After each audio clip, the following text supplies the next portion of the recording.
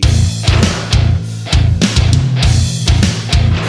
fight fans, welcome back to the CES podcast here on the CES Facebook and YouTube channel. Thank you for tuning in to another edition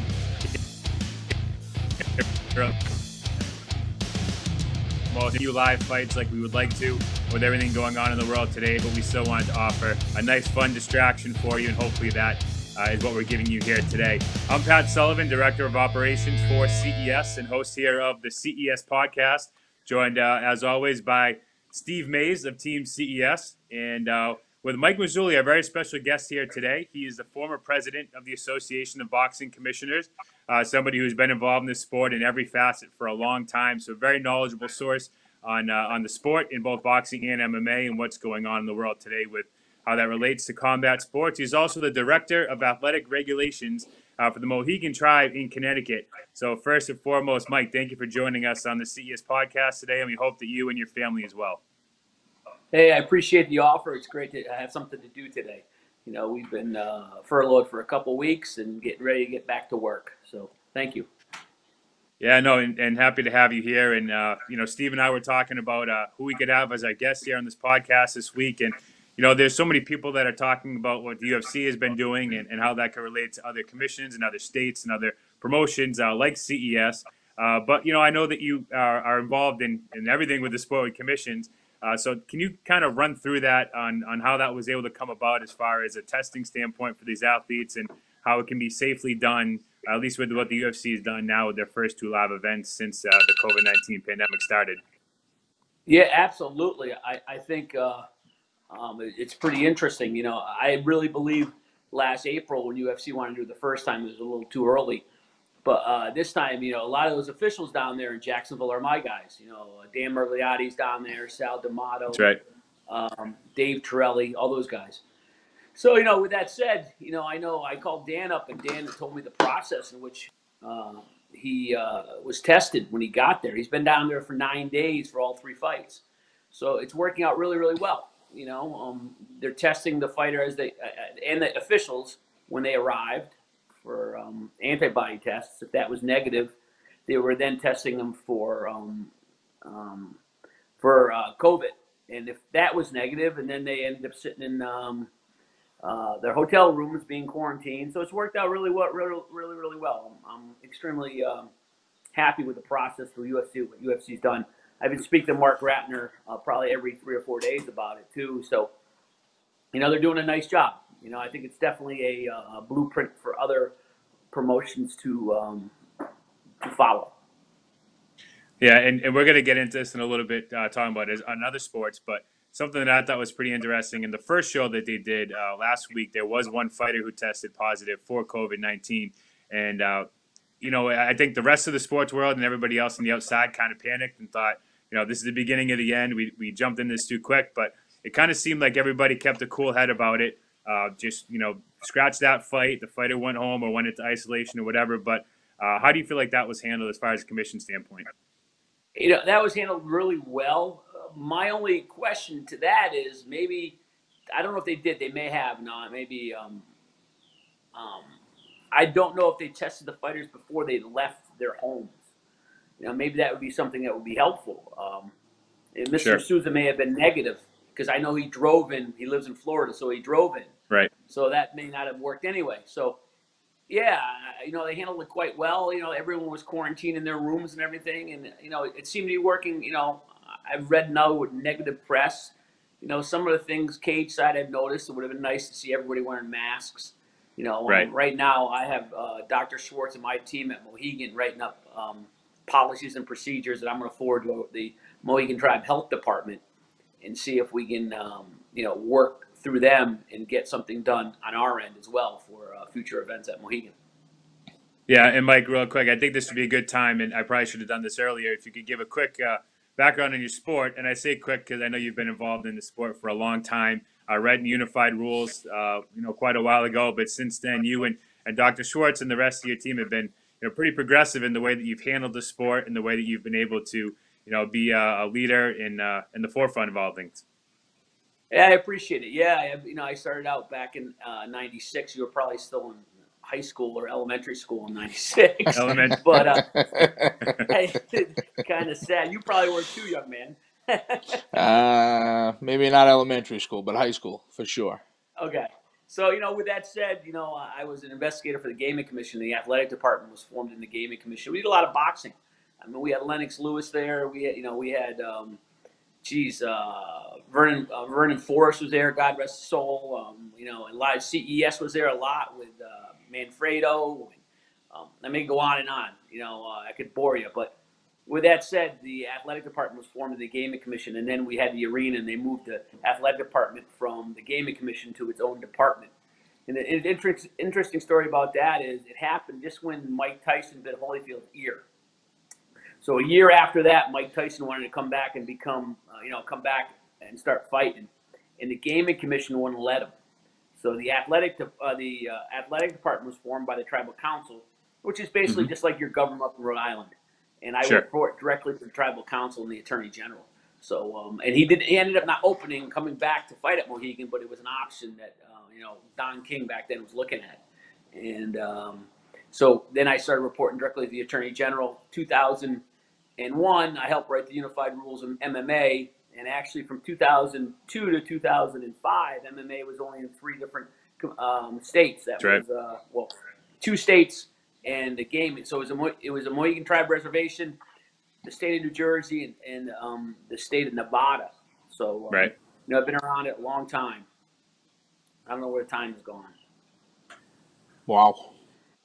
But that's it. My true love was always boxing. And I've grown to really enjoy MMA, and we have a lot more MMA shows at Mohegan now than we do in boxing. I think the generational change. The young kids are watching more MMA than they are boxing. So it's funny you mentioned '96 when you started the conversation about Tyson wanting to make a comeback, and now he's back in the news again at 56 or 57, however old he is, coming possibly back to some sport, whether it's boxing or bare knuckle or anything like that. But what do you think about Mike Tyson might still have left? Well, like I said, I don't know if you saw those videos. He's still got some quick hands. I'll tell you that. I wouldn't get in the ring with him. But with that said, I don't know. This bare knuckle boxing, I'm not a big advocate of it. Actually, I have a real problem with Mr. Feldman, because what he's doing is just recycling MMA fighters that shouldn't be fighting any longer. I've always believed that, and I've actually gone on ESPN and stressed my concern with it. Listen, if it's going to be a legitimate sport, I don't know if you ever seen bare knuckle boxing over in England, but those guys go to the body, they go to the head. I mean, it's a real sport. As for recycling MMA fighters like Baroni and those guys, there's no need for it. I mean, Bigfoot Silva, who couldn't even get licensed in California, I think 8 or 9 years ago because of a dirty MRI, he's fighting bare knuckle boxing. And if something happens, guess what? We're all going to look stupid. So. Sure. Yeah. Now, going back to what the UFC had to do with testing fighters as far as before they got into the cage, looking forward, and I know everybody in the world is trying to find that crystal ball to figure out when we can get out of the new normal and back to the old normal, and who knows when that will happen or when we'll be able to have live fights again. But let's say somewhere down the line, maybe at the end of 2020 or 2021, whenever we get back into having boxing fights, cage fighting fights, and we'll use Mohegan as the example here. Do you think that maybe some of the pre-fight testing might change to have this as kind of a regular situation with the pre-fight testing to now not just include blood results, but maybe the COVID results as well too? Well, that's interesting. That very well may occur until they come up with a test or a what do I want to say, an antibody or a vaccine. Thank you, a vaccine to address it.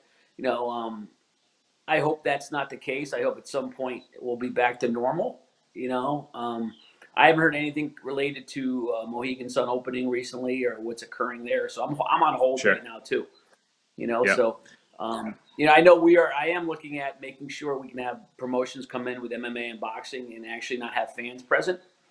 So I got a large document yesterday from Dr. Schwartz, the chief ringside physician of mine, and at some point I'll forward it to our Connie Dinnerman, who does the health and human services. So we'll be really on top of that. Yeah, and that was interesting. The UFC seeing how the corners had the mask, and a lot of the other people working around ringside didn't have the mask. So I'm sure if this was at Mohegan, part of Dr. Schwartz's plan, would most commission members would be wearing some kind of face covering. Yeah, it's interesting because I was speaking to Dr. Schwartz about that because Joe Rogan didn't have a mask on either. I don't know if you noticed that Right. during the interviews at the Mm-hmm. end. And Dr. Schwartz said, listen, I understand they're negative right now, but it doesn't mean they're going to be negative in 3 days. So that I didn't realize that. I didn't realize that you could actually be carrying the virus and still not have any symptoms and be negative because it takes so many days for it to, Right. uh, to show up, I guess. So I thought that was really interesting. So if it happens at Mohegan, we're going to be a little probably stricter. I'm not saying that, Okay. I wouldn't want to wear a mask. I probably would. I'm not saying, the referees will be wearing masks. I guess my understanding is Dan said they had the ability to wear one if they wanted to. So I thought Okay. that was interesting. And there wasn't any referee that took it and wore one. But you did see all the judges wearing it. The judges all Mhm. had them on. So and again, Dr. Schwartz told me that it's basically what you're doing is protecting somebody from yourself, which I Right. thought was very interesting. Sure. That. So I most definitely would wear one just because I feel horrible if I gave it to Right. somebody. You know what I mean?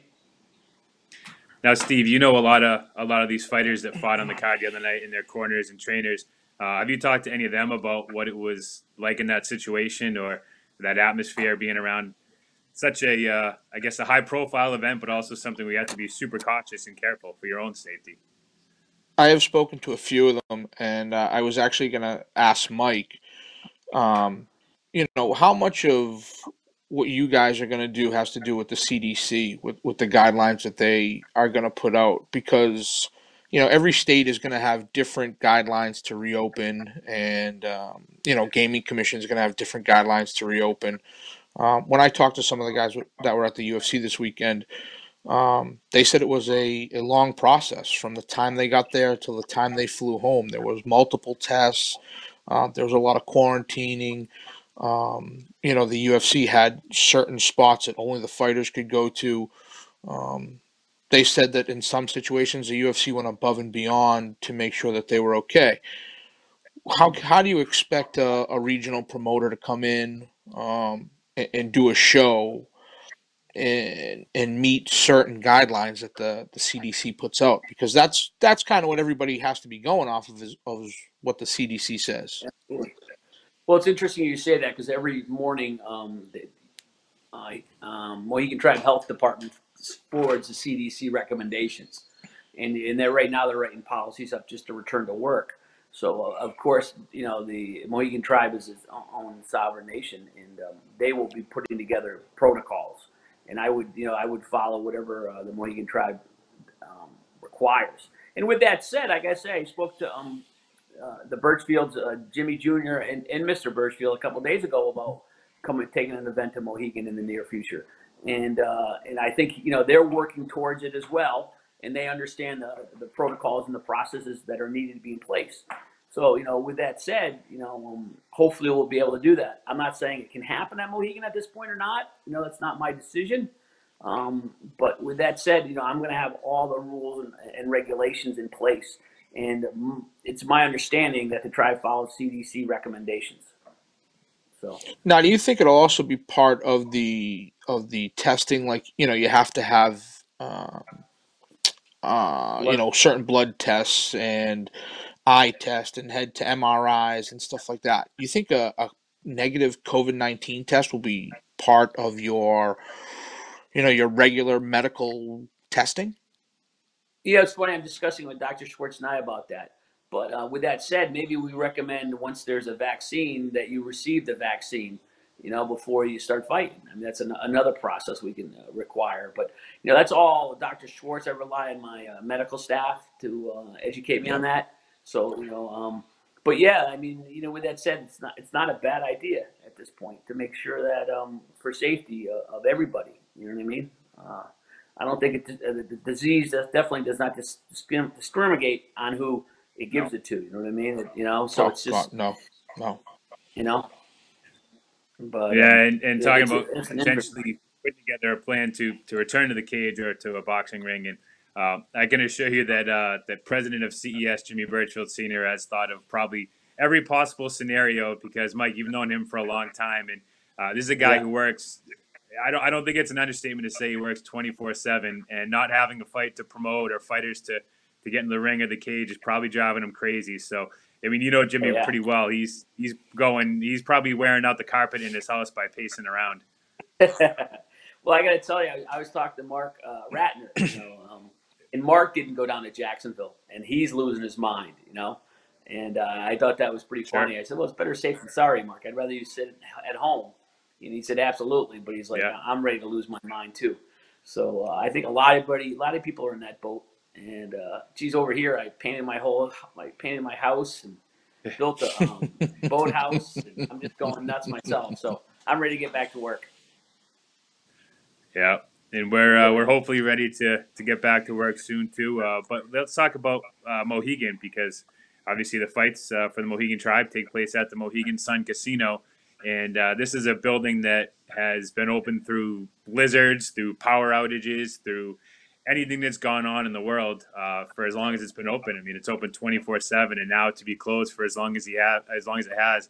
It's got to be like a ghost town, almost kind of eerie walking through that casino right now. I don't know if you've had a chance to walk through recently, but I'm sure it's probably Actually, a I have little not. free. I started for the first week and a half. I was working from home, and then so no, I haven't. But I hear it's quite pretty incredible. They shut the music off, and the music has never Wow. been shut off. So Sure. it's Wow. just it's an interesting time. I think in history. I think 2020 hasn't been very great so far. Hopefully things will turn Right. around. And now Mohegan doesn't have to wait for the state to allow it to open since it's a tribal nation, right? Or are you kind of following along the Yeah, I'm guidelines of not. what the governor recommends? Yeah, I'm not familiar with any of that. They are. It is a sovereign nation. I know there's a compact Mhm. between the state of Connecticut. That's about all I know. I won't really comment on that. I'm not exactly sure. I leave that to my boss, the Attorney General, to worry about stuff like that. Sure. Now, when is Twin Rivers opening up soon? Have you heard anything there? I Nothing. think it's kind of it's in one of the phases, and I think we're still in the first phase. But it is nice to see a little bit of life going around again because for a while it was you drive down the street and there's no cars, nobody walking, and now finally people are out a little bit. Some businesses are allowed to open, some outdoor dining.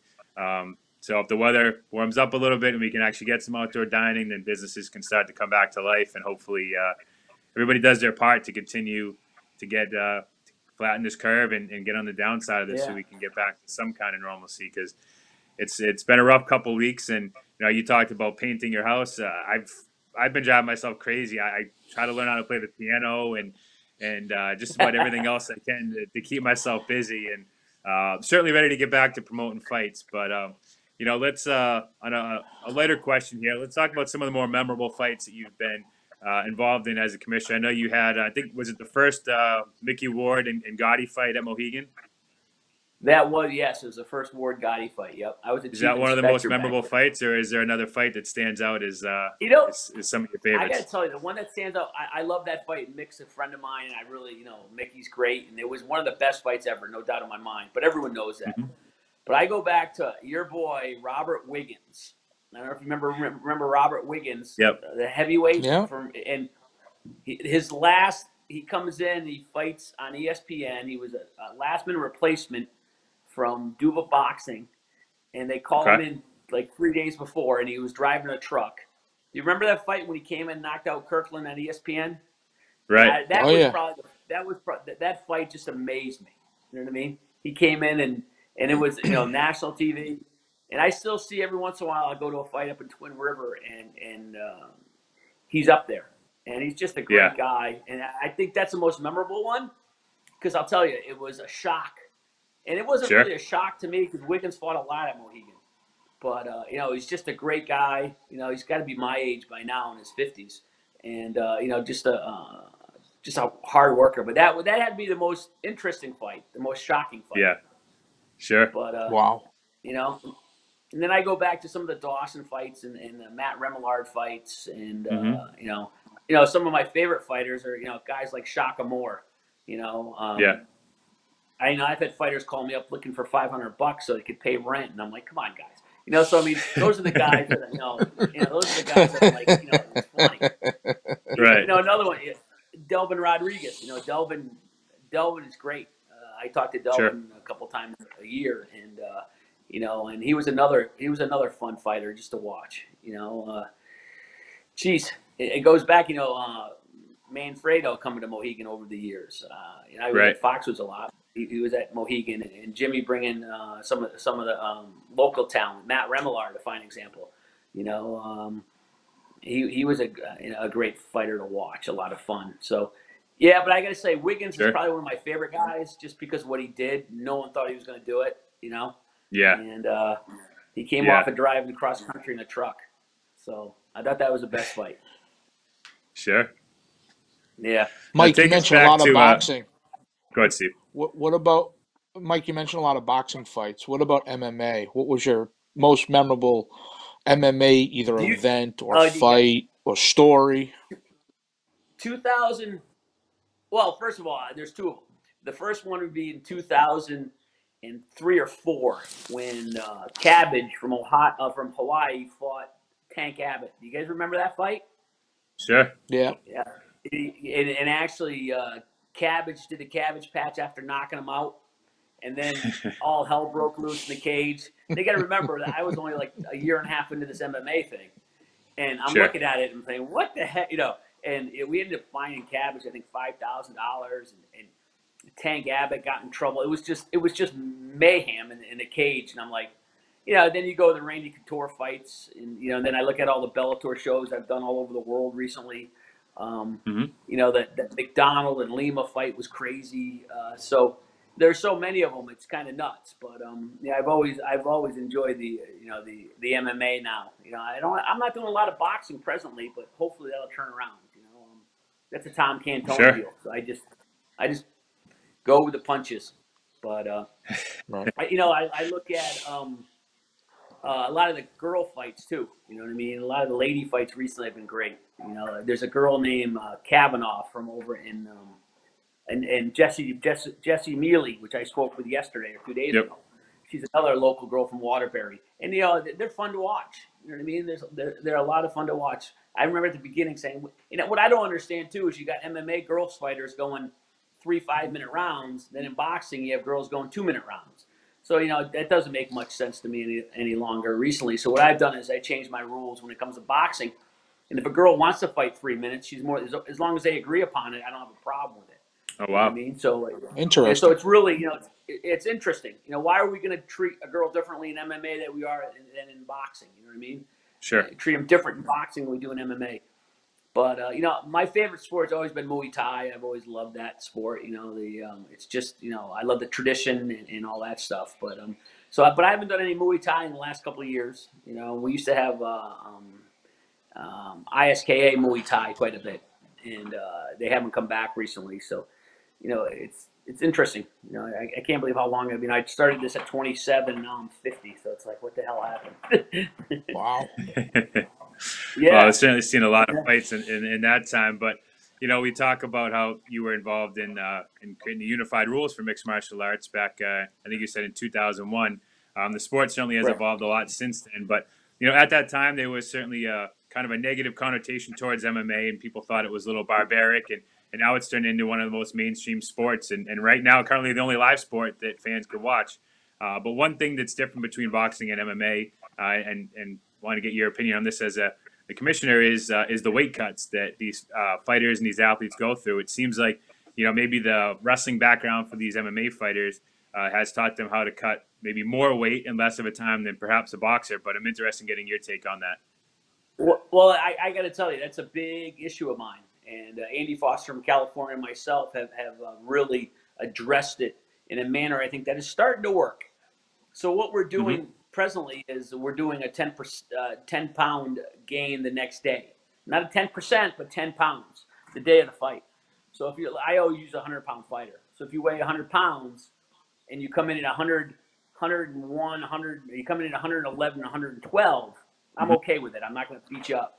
But if you're coming in at 115, What happens is I allow you to fight the next day. I don't stop you. But what I do is I put a note in the MMA registry or box rec and state Mm-hmm. that the fighter did not gain too much weight the second day. So there's two options for him. Either he can go up in weight, which I really think is probably he should, or he Sure. can give me a doctor's note stating that he's clear to fight. Now it's funny because people say, "Oh, you don't do that. You don't do that for the major fights, right? You don't mess around with Ben Henderson and everything." I hate to tell you, Ben Henderson gave me a note. Ben Henderson actually, when he was in California, got on the scale for me when I FaceTimed him because I wanted to see what weight he was at. And I go, Lima did it. Let's see, Paul Daly's has done it for me. So there's a lot of fighters that, you know what they say? Paul Daly said to me, what it does is makes me think, because I require also a scale check at 30 days out if I'm really adamant about it. And what that does is you go to the doctors 30 days out and you get on the scale, right, to do your physical, because you need a physical done. Mm-hmm. And Paul Daly said to me, Mike, what it does is make me start cutting weight earlier. Instead of waiting 2 weeks before to cut all that weight, I'm going to start cutting weight 30 days in advance. And he said it worked out pretty good. So, with that said, I mean, I go back to Pat Kern. I made Pat Kern. I made, I could go on and on. But anyway, I've made a lot of fighters provide it, and it works out pretty well. And then what happens is a couple of them actually gone up in weight. There's a couple of kids over in England that I made go up in weight because this kid, the story is, he shows up at the weigh-in. I found out he was fighting at 185. He was 204 the week before. He comes in. He can barely walk. He gets on the scale. He weighs 2 pounds heavy. So he goes in the dressing room. I said, "You're not losing any more weight." And he goes into into the recovery room, or whatever you want to call it, with his girlfriend. And I walk in there and I look at the girlfriend and I say, "Listen, look at this kid. Like, do you really think this is healthy for him? Like, what are you doing here? Like, it makes no sense." Like, one thing I've noticed too is the education aspect's working really well too. So I don't see any rubber suits anymore. No one shows up to my weigh-ins in a rubber suit, because if they do, they're gonna be going home. I mean, it's not even a question asked. Just get out of my face. And a lot of the promoters understand what I'm talking about too. Sure. And they won't, they know they won't allow a fighter to show up in a rubber suit. But I've noticed, in a comparison to European fighters to American fighters, the European fighters just aren't there yet. They just don't understand yet. Maybe because it's a newer sport in Italy and Sure. in England and Tel Aviv, but they think it's a badge of honor. And I always said to him, listen, Bernard Hopkins won a world title at 52? He fought until he was 54, right? And he never cut weight. I remember sitting down with Bernard, and he had boiled chicken when he wasn't even had a fight coming up, but he was always in training. He walked around at 170 and fought at 168. I mean, I could bore the hell out of you. I mean, you got Arturo Gatti, who walked around. He'd be known to gain 15, 16, 17, 18 pounds between the weigh-in and the fight. Was he ever an A-level fighter? Was he ever a world champ? No. Right. Listen, he fought like but he was never won the world championship. Why are the heavyweights fighting until their 40s and 50s? Is there a correlation between weight loss and length of career? No doubt in my mind there is. So like I said, I could bore the hell out of you guys forever on something like this, because it's pretty, it's really close to my heart on this. No, I certainly don't think it's boring. I think it's interesting. And I think more fighters need to kind of hear this and learn from this, because, I mean, I've been in the sport for 12 years and I've seen some pretty scary moments when a fighter gets to a weigh-in and just how they have to almost crawl to get to the scale. And to think that same person is now going to have to not just throw a punch, but avoid getting punched 24 hours later when they can't even, lift their arms up to get, their shirt off. It's scary. Unfortunately, I haven't seen too many go the wrong way, but it's only a matter of time until somebody can really get hurt. And I know there have been stories of fighters getting significantly injured before they even fight because of this. But I think more fighters need to learn about this and learn the correct way to do this, or maybe not be pushed so much to fight at a lower weight class to get that advantage, because maybe their advantage isn't there when you lose that much weight. Well, I go back to Delvin Rodriguez. I did a whole study when I was vice president of the ABC quite a few years ago, and we talked about how do we what's better for a weigh-in, the day before or the day of? And Greg from Pennsylvania always loved the day of because he's a wrestler. Sure. Yeah. I always argued with Greg, that's great, but you don't have a season like wrestlers have. Because you're going to get a phone call like Wiggins did. Thank God he was heavyweight. You get a phone call 3 days before the fight. Hey, can you make? Oh, yeah, I'll be there. But with that said, we did this whole study, and we asked everybody what they thought was the best for him. And, I go back to Paulie Malignaggi, I asked, when he fought, he fought for a title. Oh, God, who did he fight? Oh, God, I see him. I see the kid. I just can't think of the kid's name. But anyway, it'll come to me. Vernon Forrest, I asked. I said, hey, Vernon, you're getting, I think he got $1.2 million when he fought for us. And he fought, was it Winky Wright? Maybe. But anyway, when he fought many years ago. And I said, instead of giving you $1.2 million, I'll give you $1.5 million. But what I want you to do, knowing that you cut 15 pounds, I want you to stay dehydrated until the day of the weigh-in, until the day of the fight, and then get on the scale. And you know what he said to me? Absolutely. For an extra $200,000, I'll stay dehydrated until an hour before the fight. So with that said, it was always, to me, it was always the fact that you need to worry about educating these kids about their bodies. How do you hydrate yourself better? And then I go back to Delvin Rodriguez. Delvin Rodriguez came to me because we did this huge study, and Dr. Swanek was was on the committee of the ABC when I was running the committee. And Dr. Swanek is a big USA boxing guy. He does a lot of USA boxing in North Carolina. But we came up with, they didn't even know how to hydrate themselves properly. Everyone's drinking Pedialyte and everyone's drinking all this crazy stuff, which is good. Pedialyte's not bad. But you deplete yourself of salt. That's what you're missing. You're missing all the salt in your body.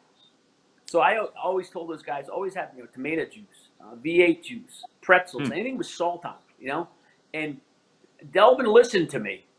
And Delvin, every time he'd come to my way and he had a big thing of V8 juice, and he said, Commish, I go back and I eat pasta and put more salt on it than I should, but I feel so much better within hours. Right. So, that's one kid that paid attention, and I use him as an example. But there's hundreds of kids that just listen. I tell funny stories. Kaylee Reese recently, her and I got into it. It was funny. She didn't. I asked her to leave, cage ringside because she didn't have a credential, and she's tweeting stuff about me being a Nazi or something, and my kids find it, and it's hilarious. Stuff like that's just funny. Right. You know what I mean? You can't write this. The last 25 years, I can't write this. But, it's, I always look out for the best interest of the fighter. I don't give a shit about anybody else. And that's the first thing I say at my weigh-ins. Listen, when it comes to promoters and when it comes to managers, listen, you guys are great. I appreciate you to some extent. Managers, I don't appreciate. I think they're a waste of money. But with that said, promoters, but the fighter's the most important. At the end of the day, the fighter's here to fight, and it's one-on-one. You can't hide behind the quarterback. You know what I mean? You're not playing right tackle. You're not one of a team. You are the team. So that's real important. Well, Mike, maybe one day we can. Oh, Mike, maybe one day we can get you to write a book on your 25 years of doing this, and I'm sure it would be a bestseller with some of the stories that you've had to deal with and all the fighters and characters. But it's interesting you mentioned Pedialyte and tomato juice, both for fighters recovering from a weight cut. Also, two very good things when you have a hangover too is V8 juice with a little bucket of mixed and Pedialyte. Two of my go-tos if I ever have a hangover. But Mike, we are running out of time here. We appreciate you joining the CES podcast. Steve, any final thoughts here for Commissioner Mazzulli? Yeah, he was definitely ahead of the curve with the rehydrating. I've done a lot of fights there as a cut man, as a head cornerman, and he was definitely ahead of the curve with telling people how to properly hydrate. I can remember the tomato juice stories. I can remember the Vernon Forrest stories. I've heard them hundreds of times, and he's right. And he was way ahead of everybody else because now, an organization like the UFC, they don't let you take they don't let you do IVs anymore. And what happens is guys are rehydrating completely different now. And if you ask a fighter, it's better for them. They feel better fight day. They're fighting at the proper weight class. And, Mike, I think you're ahead of the curve on a lot of stuff. Thanks for everything that you've done Appreciate for it. MMA, for boxing, and the sport has come a long way because of guys like you. Hey, listen, I love what I do. And I go back to, we talk about IVs. There's a funny story. Brett Premise, Sure. first time he ever fought at Bellator at Mohegan, I tell everybody there's no IVs. You can't use IVs. I tell Bellator, I send a letter out, will be no more IVs. They send it out to all the managers and the fighters. Wouldn't you know, the next day I'm sitting in my office and I get a box and it has Brett Premise's name on it. And I open it up, it's an IV. And I start laughing. It's something like, of course, I can't suspend him because he really didn't use the IV yet, right? Right, Stuck right. in his arm. So he comes the next day. He comes like 4 days later to the weigh-in, and I take him aside and we're talking. You know what he said to me? He said, "Commish, I thought that was only a UFC rule. I didn't realize that was a Mohegan rule." I said, "Where's your?" This is a reason why some of the managers irritate the hell out of me, because the managers know it. He calls the manager, and the manager's like, "Yeah, you can use it." Mike Mazzulli has no idea what he's talking about. And I looked at him. I'm like, "You need to get a new manager, man. Like, you need, here's a document I sent to Bellator, and they told me they sent it to everybody." So it's just, you can't write some of this stuff. So Right. yeah, I mean, listen, Right. I appreciate the confidence, and like I said, I love what I do, and just like you guys, and I'm a fight guy, and it's all about fighters, and I kid about Callie Reese, but if she called me up tomorrow and needed something, I'd be the first one to help her. You know what I mean? Sure. Right. So, it's and actually she ended up fighting up in Rhode Island a couple months after that situation. So, with that said, I'm always a fight guy, and just like you guys, and I love talking fights, and I love watching fights. So I'm a little bumming at this point. Yeah, well, Mike, hopefully once things get back to a little bit of normalcy and we can get fights again, maybe we can have you back on the podcast to talk about the new normal for fighters and what it's going to take to get back into the ring, into the cage, and to do it safely, because I think this can be a good distraction for people to get away from hearing about coronavirus 24/7, but I think it also could be educational to the fighters. So maybe we could do a whole podcast on cutting weight safely and the best way to prepare for the fight. But anyways, Mike, we really appreciate you joining us on the podcast today. I wish you and your family all the best, and hopefully to see you cage side and ringside soon. You will. Be safe, guys. Thank you very much. Take care. Thanks, Mike. All right, for Steve Mays and our producer, Andre Griffith, I'm Pat Sullivan. Thank you for tuning in to another edition of the CES podcast. We'll see you soon.